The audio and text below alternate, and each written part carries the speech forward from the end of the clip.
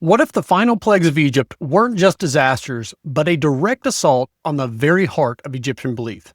In this video, we're covering plagues 7 through 9 of the Exodus story and the cosmic battle against the Egyptian sky deities. And by the end, you'll see how each catastrophe was an assault on some of Egypt's most revered and powerful deities.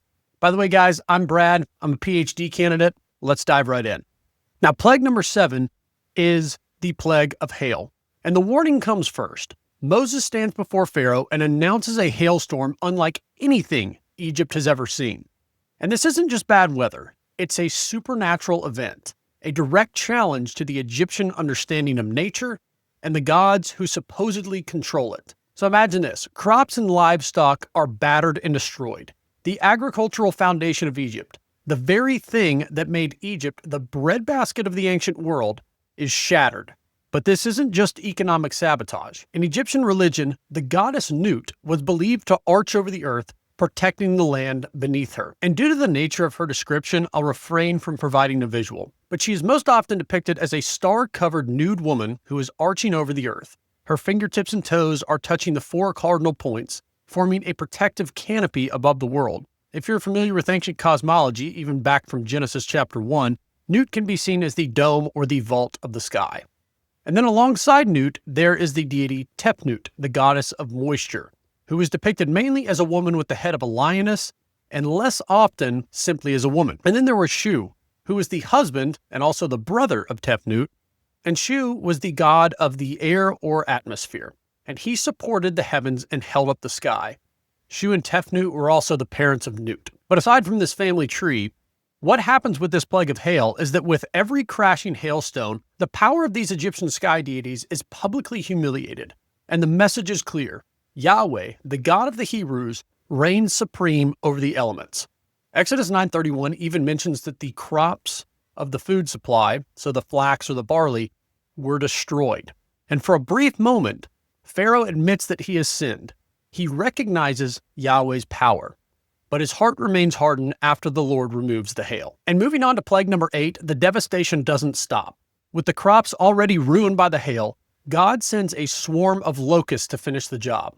And so every plant that survived the hail was consumed by these locusts, which means that Egypt's food supply is essentially gone.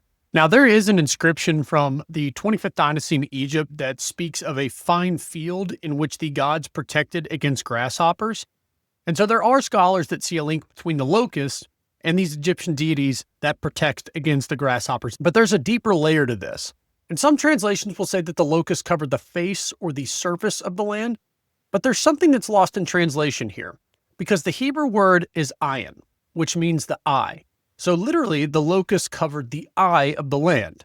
And in the Egyptian mind, the eye of the sun was a metaphor for Re, or Ra, one of the major Egyptian deities.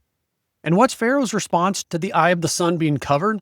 He begs for relief. And he even admits his sin again against the Lord, but also this time against Moses. And that's because this is not just a political defeat, it's a spiritual one. The gods of Egypt remain silent, and Pharaoh's power is exposed and empty. Yet again, once the threat passes, he refuses to let the Israelites go.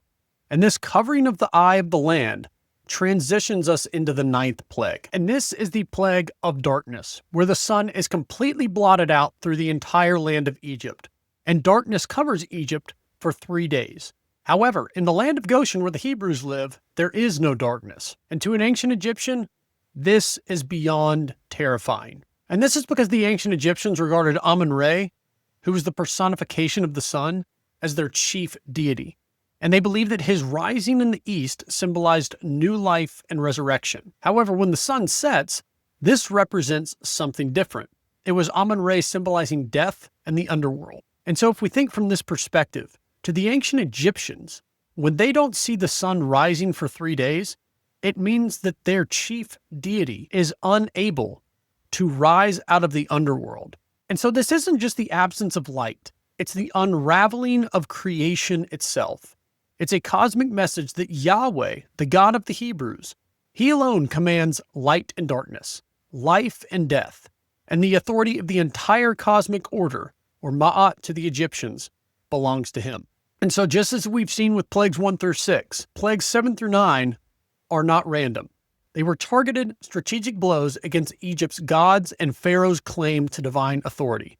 Through the hail, locusts, and darkness, Yahweh has demonstrated his unmatched power, not simply over nature, but over the very worldview that held Egypt together. And if you like this video, make sure to like, subscribe, and leave a comment below. And check out one of these videos that YouTube thinks you're going to like. And be sure to check back for the next video on the 10th plague, where the story reaches its dramatic conclusion with the ultimate showdown between Pharaoh and the God of the Hebrews.